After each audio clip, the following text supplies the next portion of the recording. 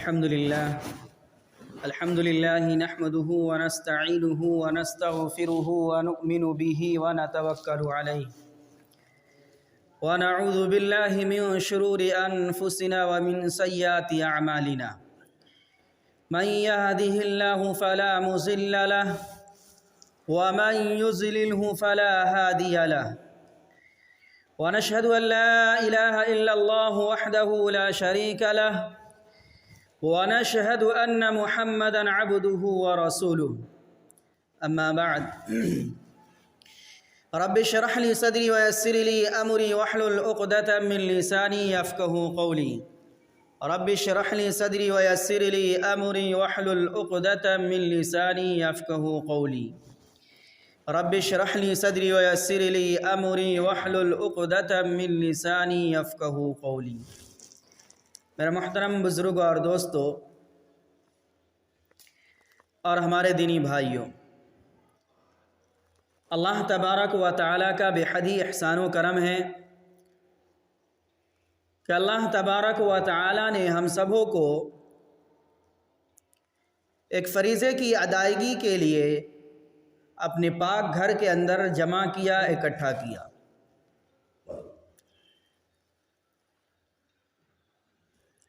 اللہ رب العزت کی عبادت کے لیے ہم اور آپ جمع ہوئے۔ وہی اللہ تبارک و تعالیٰ کا بے حد ہی احسان و کرم ہے کہ اللہ تبارک و تعالیٰ نے اس دنیا کے اندر جہاں بے شمار مخلوق کو پیدا کیا، اللہ تبارک و تعالیٰ کا ہم سبوں پر یہ احسان ہوا، یہ فضل و کرم ہوا کہ اللہ تبارک و تعالیٰ نے انسان بنا کر اس دنیا کے اندر پیدا کیا۔ مزید اللہ تبارک و تعالیٰ کا احسان و کرم ہے کہ اللہ تبارک و تعالیٰ نے ہم سبوں کو انسان بنایا، اشرف مخلوق بنا کر کے اس دنیا کے اندر پیدا کیا۔ پھر اللہ تبارک و تعالیٰ نے اس انسان کے اندر دو صنفوں کو رکھا، ایک مرد کی شکل ہے اور ایک عورت کی شکل میں اس دنیا کے اندر اللہ تبارک و تعالیٰ نے ہم سبوں کو پیدا کیا۔ پھر محترم بزرگوں اور دوستوں، جب اللہ تبارک و تعالیٰ نے ہم سبوں کی اماں حضرت حوا علیہ السلام کو پیدا کیا، حضرت آدم علیہ السلام کی پسلی سے پیدا ہوئی،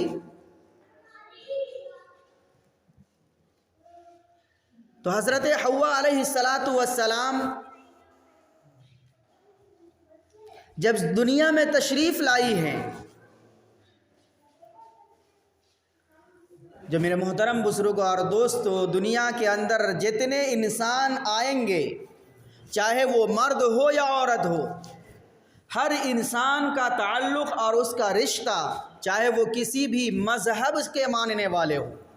چاہے وہ کسی بھی فرقہ کا ماننے والا ہو، ہر انسان کی نسبت اگر جا کر کے جڑتی ہے تو وہ حضرت آدم علیہ السلام اور حضرت حوا علیہ السلام کی ذات سے جا کر کے ملتی ہے۔ جہاں سے انسانی تسلسل ہوا ہے، انسان کا سلسلہ شروع ہوا ہے، چاہے وہ کسی بھی فرقے کا ہو،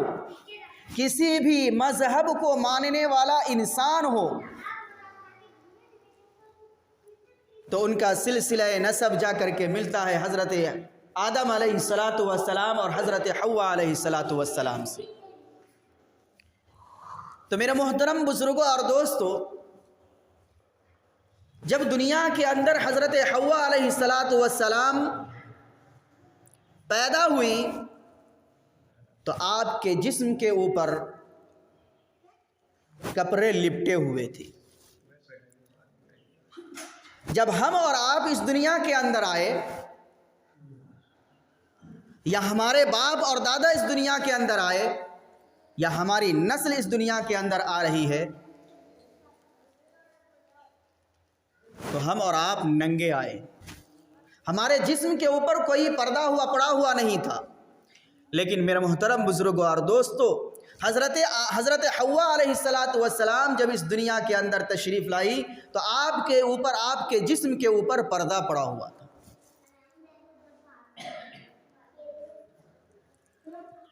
تو اس سے یہ بات ظاہر ہو جاتی ہے کہ اس دنیا کے اندر چاہے وہ مرد ہو چاہے وہ عورت ہو،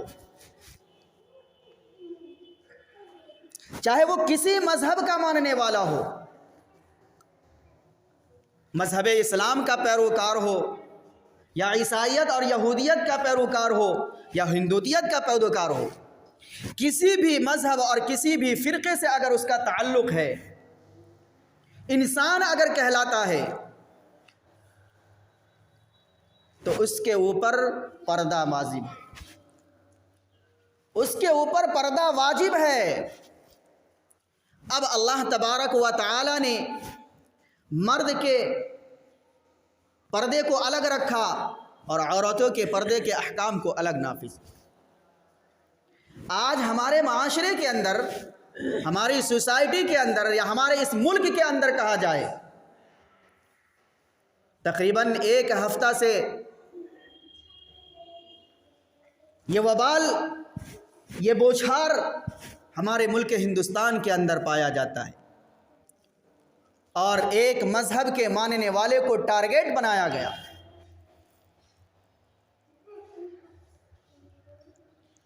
اور یہ کہا گیا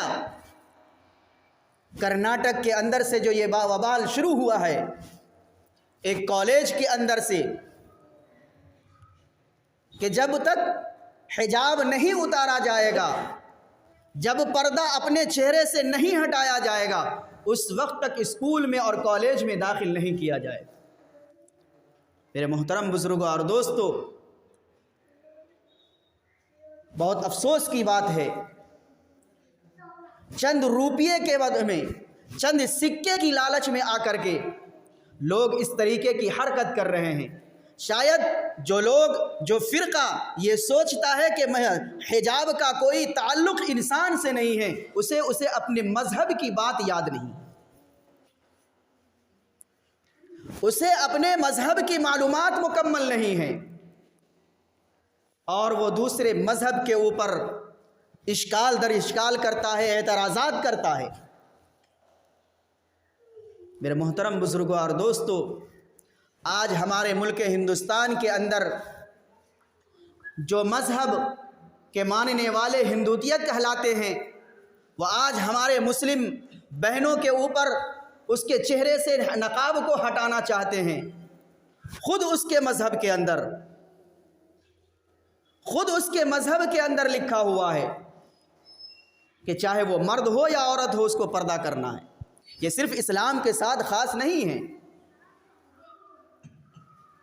ہندو مذہب کے ماننے والے جو اپنا آئیڈیل سمجھتے ہیں، جس کو سیتا کو، ہندو مذہب کے ماننے والے جو اپنا آئیڈیل اور اپنا نمونہ جو اپنی زندگی گزارتا ہے، اس اصول جو وہ سیتا سے ملا ہے، کیا اس کی زندگی کے اندر کبھی کسی انسان نے اس کو بے پردہ نہیں دیکھا؟ یہی وجہ ہے کہ کتابوں کے اندر لکھا ہے، اس کی تاریخ کے اندر، ہندو کی کتابوں کے اندر لکھا ہے کہ جب لکشمن سے کہا گیا تھا کہ تم اپنی سیتا کو، جو ان کی بھبو ہوئی، چہرے سے پہچان لو، تو اس نے یہ جواب دیا تھا کہ میں نے آج تک اپنی بھاوج کو یعنی بھبو کو سوائے اس کے پنڈلی کے کسی اسے اوپر ہم نے نگاہ اٹھا کر کے نہیں دیکھا. اور اس نے اس کی پازیب کو دیکھ کر کے پہچانا کہ یہ سیتا ہے. اور ہندو کی کتابوں میں لکھا ہوا ہے، جسے وید کہا جاتا ہے، کہ کبھی کسی انسان نے سیتا کو سوائے اس کے چہرہ کے کسی جسم کو نہیں دیکھا۔ تو میرے محترم بزرگوں اور دوستو،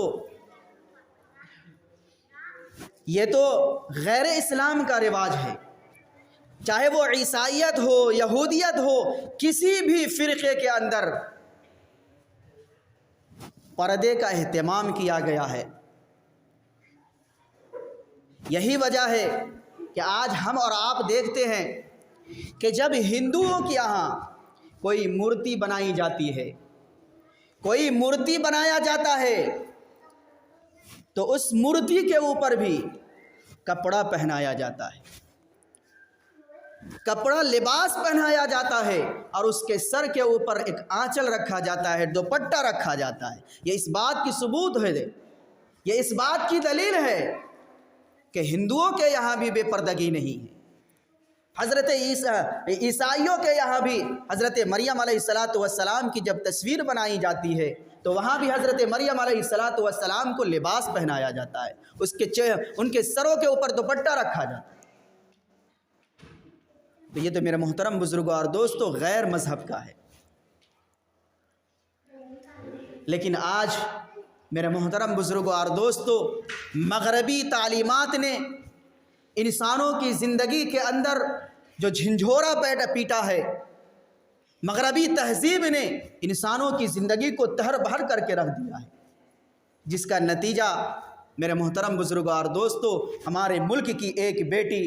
مسکان نام کی کے ساتھ یہ کیا گیا۔ اور یہ صرف ایک مسکان کے ساتھ نہیں تھا، آج کرناٹک کے اندر ایک بوچھال برپا ہو چکا ہے،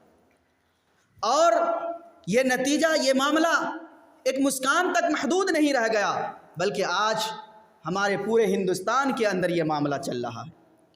کورٹ کے اندر یہ زیر بحث بات چل رہی ہے۔ لیکن میرے محترم بزرگوں اور دوستو، اس کے ساتھ ساتھ ہمیں اور آپ کو مسکان نامی جو ہمارے ملک کی بیٹی، ہماری بہن ہے، اسے سلام پیش کرنی چاہیے کہ اس نے ان گنڈوں کے سامنے، جو تقریباً مسکان ایک اکیلی لڑکی تھی، ایک اکیلی ہمارے ملک کی بیٹی ہے، اور اس کے مقابلے میں تقریباً 40 اور 45 کی تعداد نوجوان لوگ تھے، اس کے مقابلے میں وہ لوگ جے شری رام کے نعرہ لگا رہے تھے، لیکن یہ مسکان بیٹی اکیلے اللہ اکبر کی آواز بلند کر رہی تھی، اور اس نے یہ بتا دیا کہ ہم ایسے رب پر ایمان رکھتے ہیں کہ تم ہزاروں کیا تم سینکڑوں آ جاؤ، پھر بھی اللہ میرا باقی ہے، اللہ ہماری عزت کا نگہبان ہے، ہماری عزت کے اوپر کوئی داغ نہیں لگ سکتا ہے۔ میرے محترم بزرگوں اور دوستو، یہ جو ہمارے اوپر، ہمارے مذہب کے اوپر اشکال کیا جاتا ہے، اعتراضات کیا جاتا ہے، میرے محترم بزرگوں اور دوستو یہ آج کی بات نہیں ہے، شروع زمانے سے ہی مذہب اسلام کے اوپر اعتراضات کیا گیا ہے،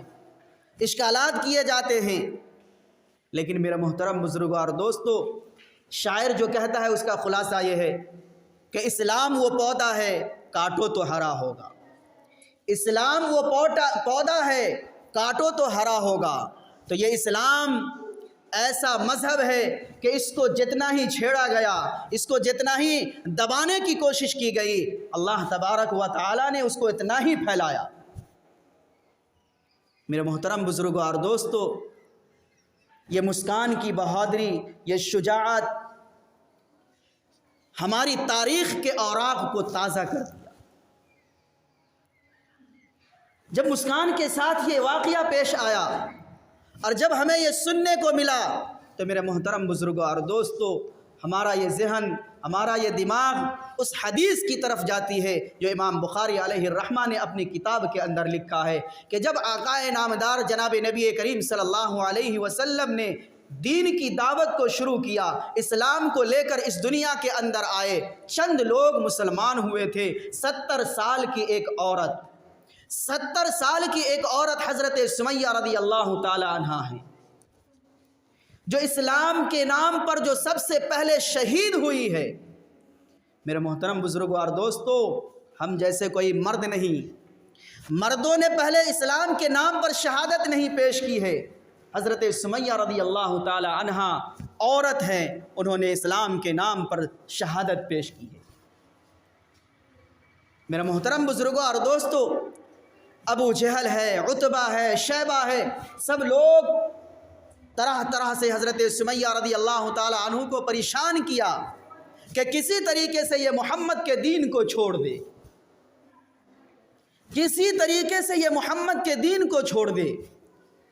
اوباش قسم کے لوگوں کو جس طریقے سے آج ہمارے ملک ہندوستان کے اندر مسکان کے اوپر چھوڑ دیا گیا، نوجوانوں کو، گنڈوں کو چھوڑ دیا گیا، اسی طریقے سے میرے محترم بزرگوں اور دوستو ابو جہل، عتبہ، شیبہ وغیرہ نے نوجوانوں کو لگا دیا حضرت سمیہ کے پیچھے کہ اس کو کوئی اس طرف سے پتھر مارتا ہے، کوئی اس طرف سے پتھر مارتا تھا، نہ جانے بری بری گالیاں دی جاتی تھی۔